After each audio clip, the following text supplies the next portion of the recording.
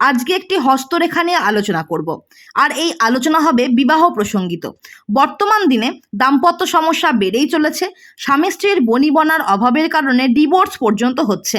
ভালো করে লক্ষ্য করুন, এই যে কনিষ্ঠ আঙুলের নিচে যে বুধ ক্ষেত্র, এই ক্ষেত্রে এই যে রেখাটিকে আপনারা দেখতে পাচ্ছেন, এটিকে বলা হয় প্রণয় রেখা। এই প্রণয় রেখা যদি কোনোভাবে দ্বিমুখী দেখতে পান, তাহলে কিন্তু দাম্পত্য অশান্তি হবে। আর এই দাম্পত্য অশান্তি যে সবসময় স্বামী স্ত্রীর কারণেই হবে তা কিন্তু নয়।